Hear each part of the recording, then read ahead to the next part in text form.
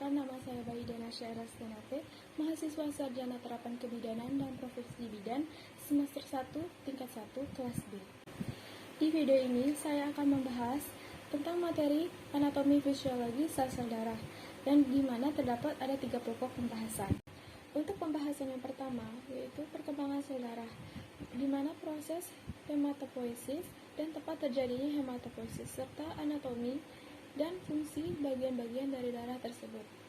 Untuk pembahasan yang kedua yaitu ada perkembangan sel-sel darah in utero atau janin dilanjutkan ke bayi dan anak.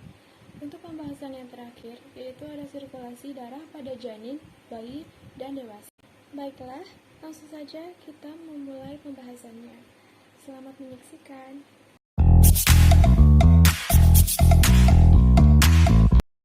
Berikut adalah proses terjadinya hematopoiesis. Jadi, di dalam tubuh kita terdapat yang namanya stem cell. Stem cell ini bisa berubah menjadi sel darah apapun. Stem cell berdiferensiasi menjadi progenitor sel. Setelah itu, progenitor sel berdiferensiasi lagi menjadi prekursor sel. Kemudian prekursor sel akan berubah menjadi sel darah tepi. Stem cell ini nanti setelah mendapatkan rangsangan yang sesuai akan mengalami 2 kemungkinan proses, yaitu myopoiesis atau mengalami proses limfosis. Nah, mana yang disebut proses myopoiesis dan limfosis? Limfosis ini proses ketika di mana stem cell ini berubah menjadi progenitor sel yang berjenis LPC atau lymphoid progenitor cell. Setelah menjadi progenitor sel, LPC akan berdiferensiasi lagi menjadi prekursor sel. Prekursornya itu ada pada prekursor sel B dan prekursor sel T. Jika LPC ini berdiferensiasi di dalam sumsum tulang, maka dia akan menjadi prekursor sel B, yang dimana B itu adalah bone atau tulang. Kemudian, jika LPC ini berdiferensiasi di dalam timus, maka dia akan menjadi prekursor sel T. Kemudian, prekursor ini akan berdiferensiasi lagi menjadi darah tepi. Nah, prekursor sel B akan menjadi sel B, sedangkan prekursor sel T akan menjadi sel T. Nah, sekarang kita akan membahas proses myopoiesis. Ketika terjadi myopoiesis, stem cell ini akan berubah atau berdiferensiasi menjadi 3 kemungkinan yang tergantung kebutuhan. Kebutuhannya itu bisa menjadi CFUGM atau colonial forming unit granulate monocyte. Pertama, dari stem cell, dia pasti di sumsum tulang berdiferensiasi menjadi progenitor sel, yaitu dalam bentuk CFU. Kemudian CFUBM ini bisa berdiferensiasi menjadi 2 prekursor sel. Prekursor sel ini sesuai dengan namanya, colony forming unit granulocyte monocyte. Dia akan berubah menjadi sel granulosit dan sel monosit. Jika sel monosit jelas monosit yang berasal dari monoblas, kemudian berdiferensiasi lagi menjadi promosit. Kemudian dia akan berubah menjadi darah tepi monosit. Kemudian sel-sel granulosit disebut sel-sel granulosit ketika FUGM ini berubah menjadi myoblas. Kemudian myoblas berubah menjadi promyosit. Promyosit juga berubah menjadi 3 jenis sel, yaitu basofil, erisofil, dan neutrofil. Basofil, eosinofil, dan neutrofil ini disebut dengan sel granulosit. Selain bisa menjadi CFUGM, stem cell ini bisa berubah menjadi progenitor sel, yaitu CFUE atau colony forming unit erythrocyte. CFUE ini berubah menjadi proetroblas, kemudian basophilich erythroblast, kemudian polychromatic erythroblast sampai orchomatic erythroblast. Nah, yang tadi itu disebut dengan prekursor sel eritrosit. Kemudian ujung-ujungnya orthochmatic erythroblast ini akan berubah menjadi darah tepi berupa eritrosit. Kemudian yang terakhir, stem cell ini bisa berubah menjadi progenitor sel berupa CFUMK atau colony forming unit megakaryosit. CFUMK ini akan berdiferensiasi membentuk prekursor sel dalam bentuk megakaryoblast, berubah lagi menjadi promegakaryosit. Kemudian promegakaryosit ini akan berubah menjadi trombosit. Trombosit ini dia kan masih sel-sel. Ketika di dalam darah, sel-sel ini akan pecah. Pecahan ini disebut dengan platelets.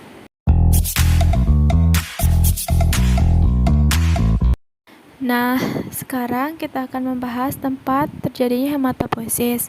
Pada individu dewasa, sel-sel HCS bersumber dari sumsum tulang belakang, baik sumsum tulang belakang dan tulang besar lain seperti tulang femur, pelvic maupun sternum. Sekarang kita akan membahas bagian-bagian sel darah dan fungsinya. Yang pertama itu adalah plasma darah. Plasma darah merupakan cairan yang berwarna kuning jernih. Plasma darah mengandung 90% air dan larutan bermacam-macam zat, sejumlah 7-10%. Zat-zat yang terkandung di dalam plasma darah antara lain sari makanan, hormon, enzim, mineral, antibodi, dan zat-zat sisa, seperti contohnya CO2 dan sisa pembongkaran protein. Sisa-sisa makanan tersebut diserap oleh usus halus. Mineral-mineral di dalam plasma darah terdapat dalam bentuk garam mineral. Fungsi garam-garam mineral ialah untuk mengatur tekanan osmotik dan pH darah. Albumin berperan dalam pengaturan tekanan darah. Globumin biasanya dikenal sebagai imunoglobulin untuk melawan bibit penyakit. Fibrinogen adalah protein darah yang berfungsi membentuk benang-benang fibrin. Benang-benang fibrin berperan penting dalam proses pembukaan darah saat tubuh terluka. Apabila larutan protein di dalam plasma darah diendapkan dengan sentrifuge atau alat pemutar, akan tertinggal cairan berwarna kuning jernih yang disebut serum. Jadi, plasma darah berfungsi untuk mengangkut sari-sari makanan ke seluruh sel-sel tubuh dan mengangkut zat-zat sisa metabolisme ke alat pengeluaran. Dan yang kedua, ada sel darah merah.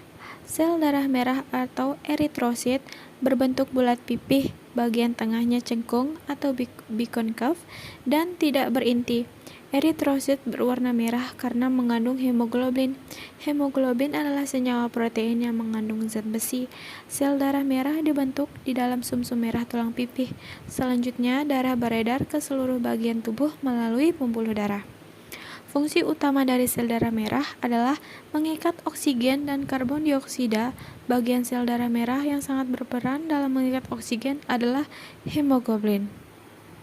Dan yang ketiga ada sel darah putih. Sel darah putih juga disebut dengan leukosit.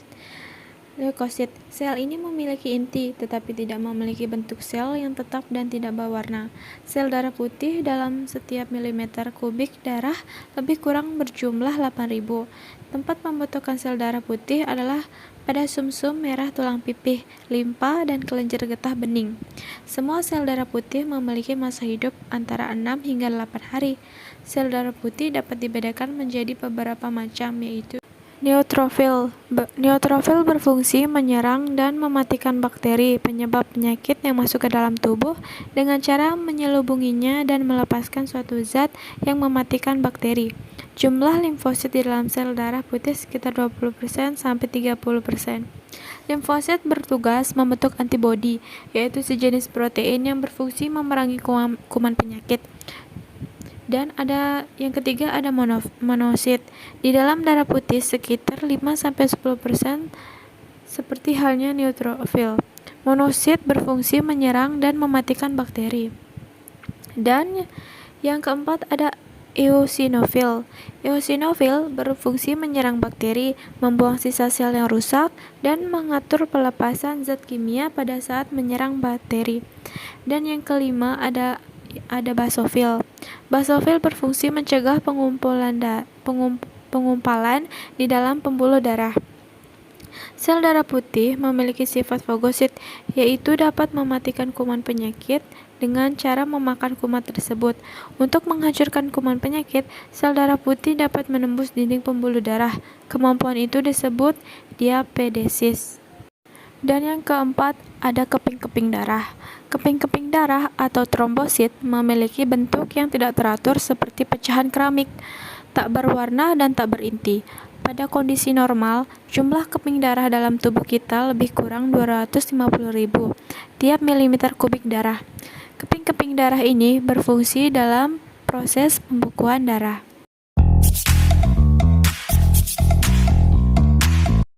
Selanjutnya, kita beralih ke pembahasan yang kedua, yaitu pembentukan sel-sel darah in utero dilanjutkan ke bayi dan anak. Eritrosit atau sel darah merah dihasilkan pertama kali di dalam kantung kuning telah saat embrio pada minggu-minggu pertama.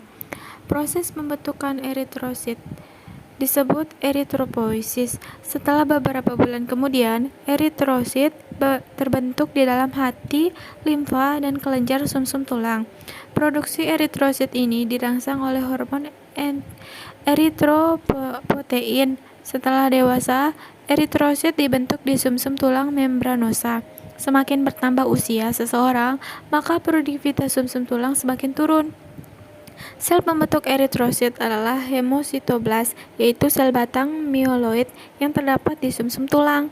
Sel ini akan membentuk berbagai jenis leukosit, eritrosit, megakariosit, atau pembentuk keping darah. Rata-rata umur sel darah merah kurang lebih 120 hari. Sel-sel darah merah menjadi rusak dan dihancurkan dalam sistem retikulum endotelium, terutama dalam limfa dan hati.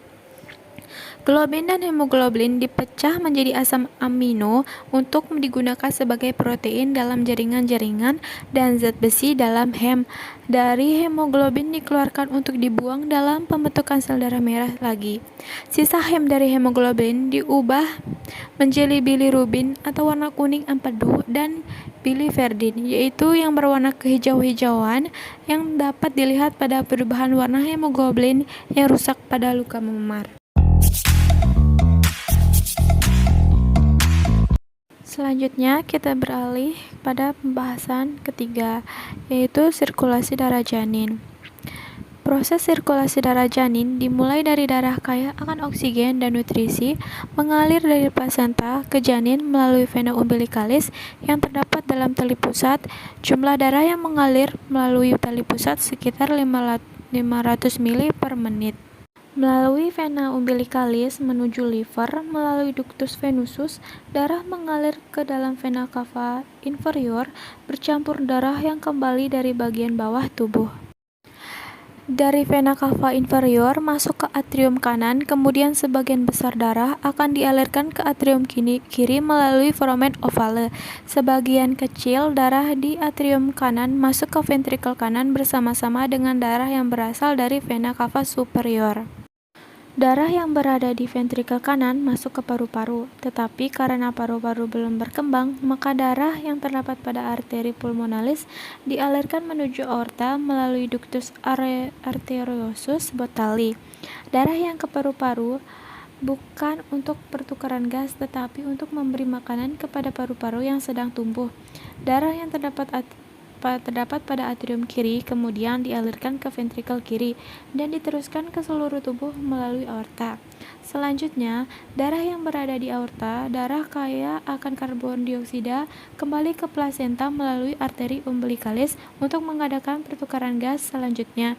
Selanjutnya, sirkulasi darah janin akan berulang kembali menerima nutrisi dan O2 dari plasenta melalui ductus venosus arantii menuju vena cava inferior yang kaya akan O2 dan nutrisi.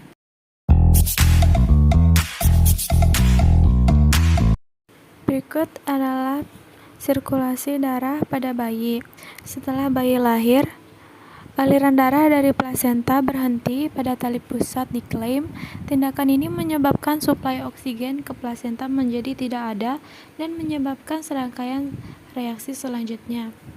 Paru-paru akan berkembang yang akan mengakibatkan tekanan arteriol dalam paru menurun yang diikuti dengan menurunnya tekanan pada jantung kanan. Kondisi ini menyebabkan tekanan jantung kiri lebih besar dibandingkan tekanan jantung kanan, dan hal tersebutlah yang membuat foramen ovale secara fungsional menutup. Hal ini terjadi pada jam-jam pertama setelah kelahiran.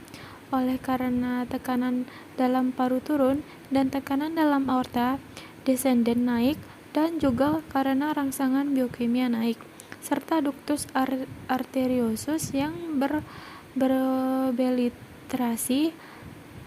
Hal ini terjadi pada hari pertama. Kombinasi tekanan yang meningkat dalam sirkulasi sistemik dan menurun dalam sirkulasi paru menyebabkan perubahan tekanan aliran darah dalam jantung. Tekanan akibat peningkatan aliran darah di sisi kiri jantung.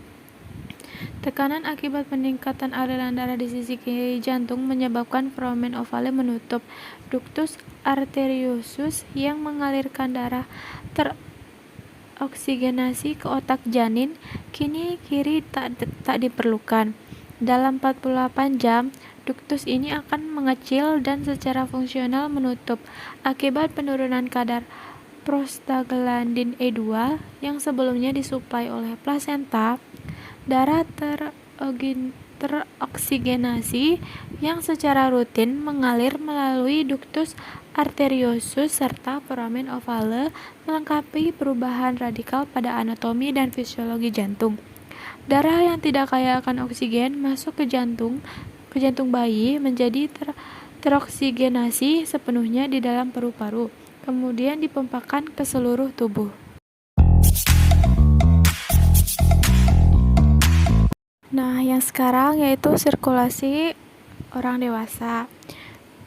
Pada sirkulasi darah orang dewasa dibedakan menjadi dua sistem, yaitu pertama sistem sirkulasi sistemik atau peredaran darah besar, dan sistem sirkulasi pulmonalis, yaitu peredaran darah kecil.